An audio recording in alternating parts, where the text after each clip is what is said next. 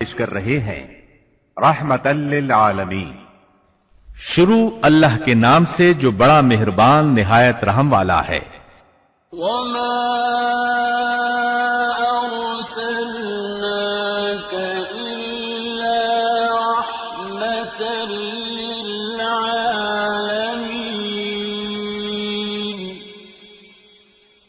نبی کریم صلی اللہ علیہ وسلم بنی نوع انسان کے لیے اللہ کے آخری نبی ہیں، اور آپ پر نازل ہونے والی کتاب قرآن مجید اللہ تعالی کی آخری کتاب ہے، لہذا نبی کریم صلی اللہ علیہ وسلم کی پاکیزہ زندگی امت مسلمہ کے لیے تا قیامت واجب الاتباع، رشد و ہدایت کا ابدی سرچشمہ اور ذریعہ نجات ہے۔ یقیناً رسول اللہ کی زندگی تمہارے لیے بہترین نمونہ ہے، لہذا رحمت للعالمین کی سیرت مطہرہ کا مطالعہ ہر مسلمان کی زندگی کا لازمی حصہ قرار پایا۔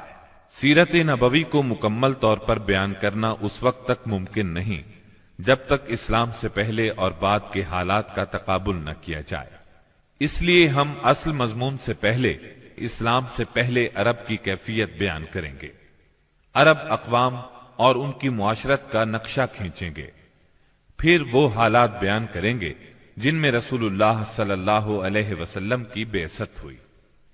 لفظ عرب کے لغوی معنی صحرا اور بیاب و گیاہ زمین کے ہیں۔ عہد قدیم سے یہ لفظ جزیرہ نمائے عرب اور اس میں بسنے والی قوموں پر بولا گیا ہے۔ عرب کے مغرب میں بحر احمر اور جزیرہ نمائے سینا ہے، مشرق میں خلیج عرب اور جنوبی عراق کا ایک بڑا حصہ ہے، جنوب میں بحر عرب ہے جو در حقیقت بحر ہند کا پھیلاؤ ہے، شمال میں ملک شام اور کسی قدر شمالی عراق ہے۔ ان میں سے بعض سرحدوں کے بارے میں اختلاف بھی ہے۔ کل رقبے کا اندازہ 10 لاکھ سے 13 لاکھ مربع میل تک کیا گیا ہے۔ نسلی اعتبار سے مورخین نے عرب اقوام کی 3 قسمیں قرار دی ہیں۔ نمبر 1، عرب بائدہ، یعنی وہ قدیم عرب قبائل اور قومیں جو بالکل ناپید ہو گئیں اور ان کے متعلق ضروری معلومات بھی دستیاب نہیں، مثلا عاد، سمود، تسم، جدیس، عمالقہ وغیرہ۔ نمبر 2، عرب عاربہ، یعنی وہ عرب قبائل جو یعرب بن یشجب بن قحطان کی نسل سے ہیں، انہیں قحطانی عرب کہا جاتا ہے۔ نمبر 3، عرب مستعربہ، یعنی وہ قبائل جو سیدنا اسماعیل علیہ السلام کی نسل سے ہیں، انہیں عدنانی عرب کہا جاتا ہے۔ عرب عاربہ یعنی قحطانی عرب کا اصل گہوارہ ملک یمن تھا، یہیں ان کے خاندان اور قبیلے مختلف شاخوں میں پھوٹے، پھیلے اور بڑھے۔ ان میں سے 2 قبیلوں نے بہت شہرت حاصل کی، ایک ہمیر جس کی مشہور شاخیں زید الجمہور، قزاع اور سکاسک ہیں، دوسرا کہلان جس کی مشہور شاخیں ہمدان، انمار، مزہج، تے، کندہ، لخم، جزام، ازد، اوس، خزرج اور اولاد جفنا ہیں، جنہوں نے آگے چل کر ملک شام میں بادشاہت قائم کی اور آل غسان کے نام سے مشہور ہوئے۔ عرب مستعربہ کے جد اعلیٰ سیدنا ابراہیم علیہ السلام اصلاً عراق کے ایک شہر اور کے باشندے تھے۔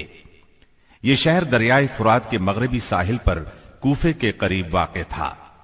اس کی کھدائی کے دوران میں جو کتبے برآمد ہوئے ان سے اس شہر کے متعلق بہت سی تفصیلات منظر عام پر آئی ہیں، اور سیدنا ابراہیم علیہ السلام کے خاندان کی بعض تفصیلات معلوم ہوئی ہیں، نیز ملک کے دینی اور اجتماعی حالات بھی سامنے آئے ہیں۔ سیدنا ابراہیم علیہ السلام یہاں سے ہجرت کر کے شہر حران تشریف لے گئے تھے، اور پھر وہاں سے فلسطین جا کر اس کو اپنی دعوتی سرگرمیوں کا مرکز بنا لیا، اور دعوت و تبلیغ کے لیے یہیں سے اندرون و بیرون ملک آتے جاتے رہتے تھے۔ ایک بار آپ مصر تشریف لے گئے، فرعون نے آپ کی بیوی سیدہ سارہ علیہ السلام کی کیفیت سنی تو بدنیت ہو گیا، انہیں بری نیت سے اپنے دربار میں بلایا لیکن اللہ نے سیدہ سارہ کی دعا کے نتیجے میں غیبی طور پر فرعون کی ایسی گرفت کی کہ وہ ہاتھ پاؤں مارنے لگا۔ اس کی نیت بد اس کے منہ پر مار دی گئی، اور وہ اس حادثے کی نوعیت سے سمجھ گیا کہ سیدہ سارہ اللہ کی نہایت خاص اور مقرب بندی ہیں۔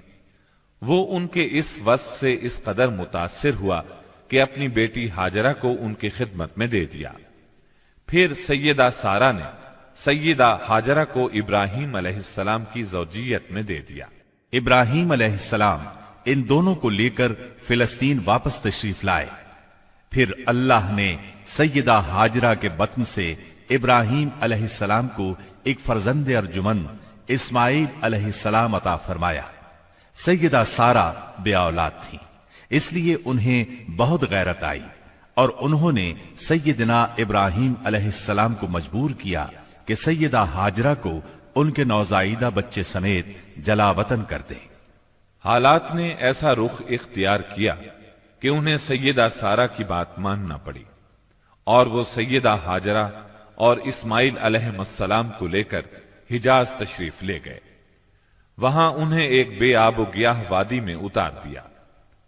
اسی جگہ آج بیت اللہ ہے، اس وقت نہیں تھا، صرف ٹیلوں کی طرح ابھری ہوئی زمین تھی۔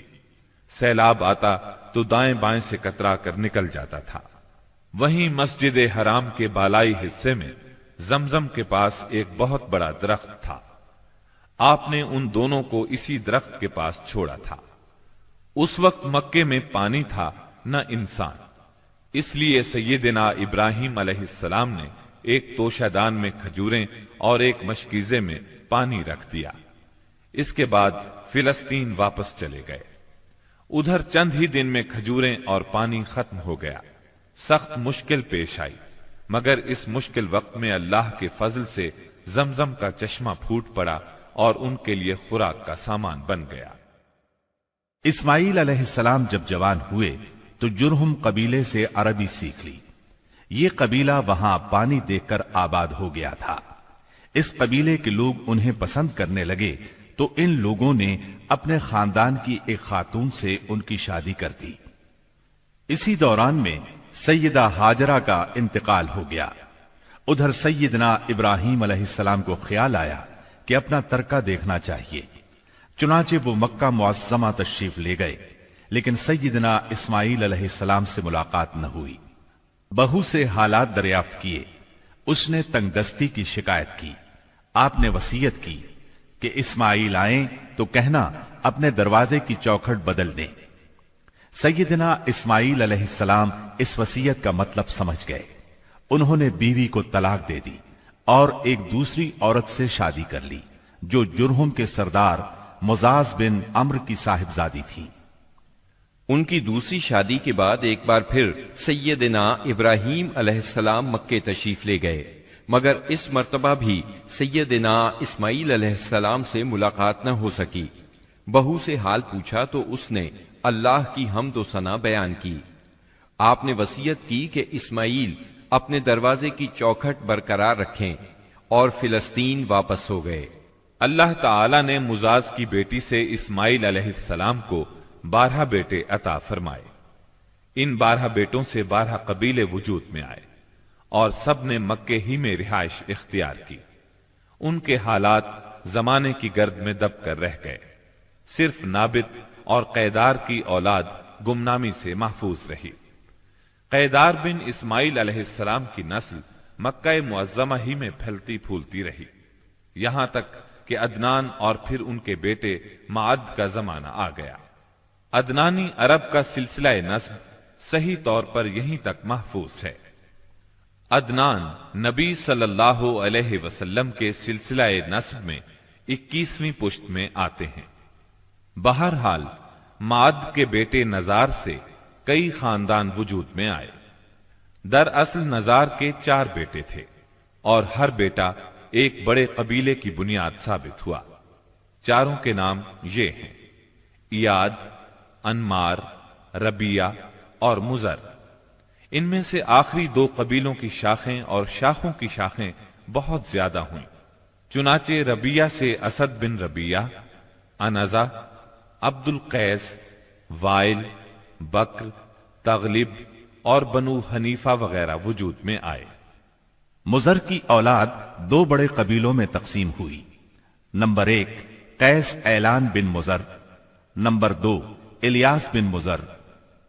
قیس اعلان سے بنو سلیم، بنو حوازن، بنو غطفان، غطفان سے ابس، زبیان، اشجع اور غنی بن عاصر کے قبائل وجود میں آئے۔ الیاس بن مضر سے تمیم بن مرہ، حزیل بن مدرکہ، بنو اسد بن خزیمہ اور کنانہ بن خزیمہ کے قبائل وجود میں آئے۔ پھر کنانہ سے قریش کا قبیلہ وجود میں آیا۔ یہ قبیلہ فہر بن مالک بن نضر بن کنانہ کی اولاد ہے۔ پھر قریش بھی مختلف شاخوں میں تقسیم ہوئے۔ مشہور قریشی شاخوں کے نام یہ ہیں: جمح، سہم، عدی، مخزوم، تیم، زہرہ اور قصی بن کلاب کے خاندان یعنی عبد الدار، اسد بن عبد العزا اور عبد مناف۔ یہ تینوں قصی کے بیٹے تھے۔ ان میں سے عبد مناف کے 4 بیٹے ہوئے جن سے 4 ذیلی قبیلے وجود میں آئے، یعنی عبد الشمس، نوفل، مطلب اور ہاشم۔ انہی ہاشم کی نسل سے اللہ نے ہمارے نبی کریم صلی اللہ علیہ وسلم کا انتخاب فرمایا۔ ابن عباس رضی اللہ عنہ کا بیان ہے کہ رسول اللہ صلی اللہ علیہ وسلم نے فرمایا، اللہ تعالیٰ نے مخلوق پیدا فرمائی تو مجھے سب سے اچھے گروہ کے اندر رکھا، پھر قبائل کو چنا تو مجھے سب سے اچھے قبیلے کے اندر بنایا، پھر گھرانوں کو چنا تو مجھے سب سے اچھے گھرانے میں بنایا، لہذا میں اپنی ذات کے اعتبار سے بھی سب سے اچھا ہوں اور اپنے گھرانے کے اعتبار سے بھی سب سے بہتر ہوں۔ جس وقت جزیرۃ العرب پر اسلام کا سورج طلوع ہوا، وہاں 2 قسم کے حکمران تھے۔ ایک تاج پوش بادشاہ جو حقیقت میں مکمل طور پر آزاد اور خود مختار نہیں تھے، اور دوسرے قبائلی سردار جنہیں اختیارات کے لحاظ سے وہی حیثیت حاصل تھی جو تاج پوش بادشاہوں کی تھی، لیکن ان کی اکثریت کو ایک مزید امتیاز یہ حاصل تھا کہ وہ مکمل طور پر آزاد اور خود مختار تھے۔ اس وقت تاج پوش حکمران یہ تھے: شاہان یمن، شاہان آل غسان یعنی شام، اور شاہان ہیرا یعنی عراق۔ باقی عرب حکمران تاج پوش نہ تھے۔ عرب عاربہ میں سے قدیم ترین قوم سبا تھی۔ اور یعنی عراق سے جو کتبات برآمد ہوئے ان میں 2500 سال قبل مسیح کی اس قوم کا ذکر ملتا ہے، لیکن اس کے عروج کا زمانہ 11 صدی قبل مسیح سے شروع ہوتا ہے۔ اس کی تاریخ کے اہم ادوار یہ ہیں: 650 قبل مسیح سے پہلے کا دور۔ اس دور میں سبا کے بادشاہوں کا لقب مکرب سبا تھا۔ ان کا پایہ تخت سرواہ تھا، جس کے کھنڈرات آج بھی معارب کے مغرب میں 1 دن کے فاصلے پر پائے جاتے ہیں۔ یہ کھنڈرات خریبہ کے نام سے مشہور ہیں۔ اسی دور میں معارب کے مشہور بند کی بنیاد رکھی گئی، جسے یمن کی تاریخ میں بہت اہمیت حاصل ہے۔ 650 قبل مسیح سے 115 قبل مسیح تک کا دور۔ اس دور میں سبا کے بادشاہوں نے مکرب کا لفظ چھوڑ کر ملک یعنی بادشاہ کا لقب اختیار کر لیا اور سرواہ کی بجائے معارب کو اپنا دارالسلطنت بنایا۔ اس شہر کے کھنڈرات آج بھی صنعاء سے 60 میل مشرق میں پائے جاتے ہیں۔ 115 قبل مسیح سے 300 عیسوی تک کا دور۔ اس دور میں سبا کی مملکت پر قبیلہ ہمیر کو غلبہ حاصل رہا اور اس نے معارب کی بجائے ریدان کو اپنا پایہ تخت بنایا۔ پھر ریدان کا نام ظفار پڑ گیا، جس کے کھنڈرات آج بھی شہر یریم کے قریب ایک دائرہ نما پہاڑی پر پائے جاتے ہیں۔ اسی دور میں قوم سبا کا زوال شروع ہوا۔ 300 عیسوی کے بعد سے آغاز اسلام تک کا دور۔ اس دور میں یمن کے اندر مسلسل اضطراب اور انتشار برپا رہا۔ انقلابات آئے، خانہ جنگیاں ہوئیں اور بیرونی قوموں کو مداخلت کے مواقع ہاتھ آئے۔ یہاں تک کہ ایک وقت ایسا بھی آیا کہ یمن کی آزادی سلب ہو گئی۔ چنانچہ اسی دور میں رومیوں نے عدن پر فوجی قبضہ کیا اور ان کی مدد سے حبشیوں نے ہمیر اور ہمدان کی آپس میں کشمکش سے فائدہ اٹھایا اور 340 عیسوی میں پہلی بار یمن پر قبضہ کیا۔ یہ قبضہ 378 عیسوی تک برقرار رہا۔ اس کے بعد یمن کی آزادی تو بحال ہو گئی، مگر معارب کے مشہور بند میں رکھنے پڑنا شروع ہو گئے، یہاں تک کہ 450 عیسوی یا 451 عیسوی میں بند ٹوٹ گیا اور وہ عظیم سیلاب آیا جس کا ذکر قرآن مجید کی سورہ سبا میں سیل ارم کے نام سے کیا گیا ہے۔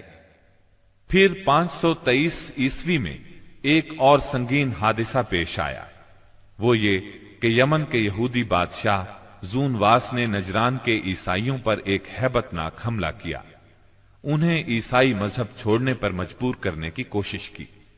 جب وہ اس پر آمادہ نہ ہوئے تو زونواس نے خندقیں کھدوا کر انہیں بھڑکتی ہوئی آگ میں جھونک دیا۔ قرآن مجید کی سورہ بروج میں اسی لرزہ خیز واقعے کی طرف اشارہ موجود ہے۔ اس واقعے کا نتیجہ یہ ہوا کہ عیسائیت انتقام لینے پر تل گئی۔ وہ پہلے ہی رومی بادشاہوں کی قیادت میں بلا وجہ عرب کی فتوحات کے لیے تیاری کر چکے تھے، اپنے علاقوں کو وسیع کرنا چاہتے تھے۔ انہوں نے حبشیوں کو یمن پر حملے کی ترغیب دی، انہیں باہری بیڑا مہیا کیا۔ حبشیوں نے رومیوں کی شہ پا کر 525 عیسوی میں اریات کی قیادت میں 70,000 فوج سے یمن پر دوبارہ قبضہ کر لیا۔ قبضے کے بعد اریات نے شاہ حبش کے گورنر کی حیثیت سے یمن پر حکمرانی کی، لیکن پھر اس کی فوج کے ایک ماتحت کمانڈر ابرہا نے اسے قتل کر کے خود اقتدار پر قبضہ جما لیا اور شاہ حبش کو بھی راضی کر لیا کہ وہ اس کے قبضے کو تسلیم کر لے۔ یہ وہی ابرہا ہے جس نے بعد میں خانہ کعبہ کو ڈھانے کی کوشش کی اور ایک لشکر جرار کے علاوہ چند ہاتھیوں کو بھی فوج کشی کے لیے ساتھ لایا، جس کی وجہ سے یہ لشکر اصحاب الفیل کے نام سے مشہور ہوا۔ عراق اور اس کے نواحی علاقوں پر سائرس اعظم کے زمانے ہی سے اہل فارس کی حکمرانی چلی آ رہی تھی۔ اسے کوروش کبیر، خورس یا سائرس ذوالقرنین بھی کہا جاتا ہے۔ اس کا زمانہ 557 تا 529 قبل مسیح ہے۔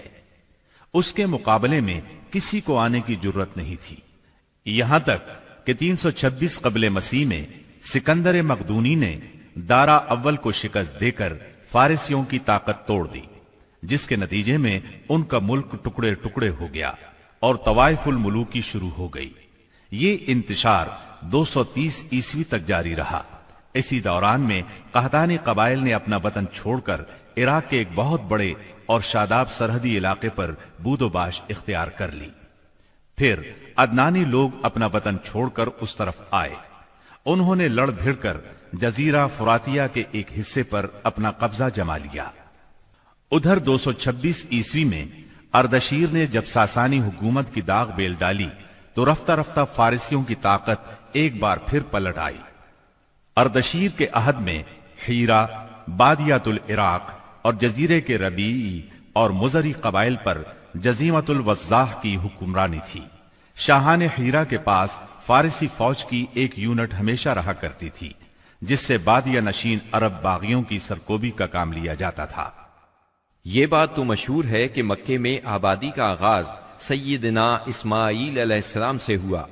آپ نے 137 سال کی عمر پائی اور تاحیات مکے کے سربراہ اور بیت اللہ کے متولی رہے۔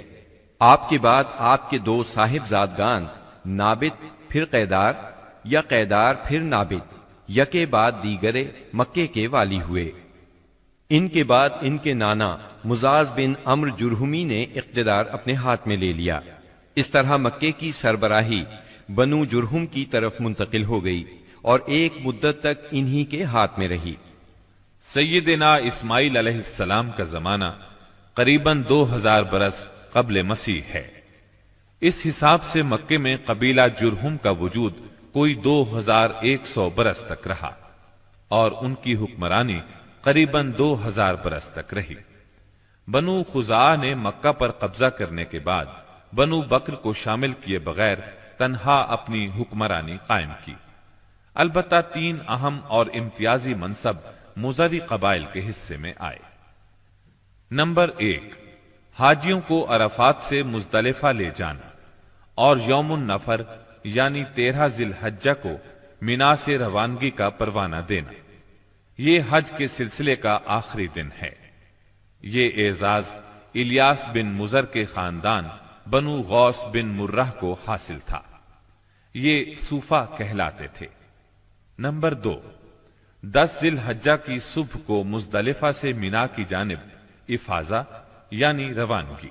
یہ اعزاز بنو ادوان کو حاصل تھا۔ نمبر 3، حرام مہینوں کو آگے پیچھے کرنا۔ یہ اعزاز بنو کنانہ کی ایک شاخ بنو تمیم بن عدی کو حاصل تھا۔ مکہ معظمہ پر بنو خزاعہ کا اقتدار کوئی 300 برس تک قائم رہا۔ یہی زمانہ تھا جب ادنانی قبائل مکے اور حجاز سے نکل کر نجد، عراق کے اطراف اور بحرین وغیرہ میں پھیلے اور مکے کے اطراف میں قریش کی صرف چند شاخیں باقی رہیں، مگر مکے کی حکومت اور بیت اللہ کی تولیت میں ان کا کوئی حصہ نہ تھا، یہاں تک کہ قصی بن کلاب کا دور آیا۔ قصی نے مکے کا بندوبست اس طرح کیا کہ قریش کو مکے کے اطراف سے بلا کر پورا شہر ان پر تقسیم کر دیا اور ہر خاندان کا ٹھکانہ مقرر کر دیا۔ البتہ مہینے آگے پیچھے کرنے والوں کو نیز آل صفوان، بنو ادوان اور بنو مرہ بن عوف کو ان کے مناصب پر برقرار رکھا، کیونکہ قصی سمجھتا تھا کہ یہ بھی دین ہے، اس میں رد و بدل کرنا درست نہیں۔ قصی کا ایک کارنامہ یہ بھی ہے کہ اس نے حرم کعبہ کے شمال میں دار الندوہ تعمیر کیا۔ اس کا دروازہ مسجد کی طرف تھا۔ دار الندوہ دراصل قریش کی پارلیمنٹ تھی، جہاں تمام بڑے بڑے اور اہم معاملات کے فیصلے ہوتے تھے۔ قریش پر دار الندوہ کے بڑے احسانات ہیں، کیونکہ یہ ان کے اتحاد کا ضامن تھا اور یہیں ان کے الجھے ہوئے مسائل احسن طریقے سے طے ہوتے تھے۔ قصی کو سربراہی اور عظمت کے یہ مرتبے حاصل تھے۔ نمبر 1، دار الندوہ کی صدارت، جہاں بڑے بڑے معاملات کے بارے میں مشورے ہوتے تھے اور جہاں یہ لوگ اپنی بیٹیوں کی شادیاں بھی کرتے تھے۔ نمبر 2، لوا یعنی جنگ کا پرچم قصی ہی کے ہاتھوں باندھا جاتا تھا۔ نمبر 3، حجابت یعنی خانہ کعبہ کی پاسبانی۔ اس کا مطلب یہ ہے کہ خانہ کعبہ کا دروازہ قصی ہی کھولتا تھا۔ خانہ کعبہ کی خدمت اسی کے ذمے تھی، چابی بردار بھی وہی تھا۔ نمبر 4، سقایا یعنی پانی پلانا۔ اس کی صورت کچھ یوں تھی کہ حوض میں حاجیوں کے لیے پانی بھر دیا جاتا تھا، اس میں کچھ کھجور اور کشمش ڈال کر اسے شیریں بنایا جاتا تھا۔ حجاج جب مکے آتے تو اسے پیتے تھے۔ نمبر 5، رفادہ یعنی حاجیوں کی میزبانی۔ حاجیوں کے لیے بطور ضیافت کھانا تیار کیا جاتا تھا۔ اس مقصد کے لیے قصی نے قریش پر ایک خاص رقم مقرر کر رکھی تھی۔ یہ رقم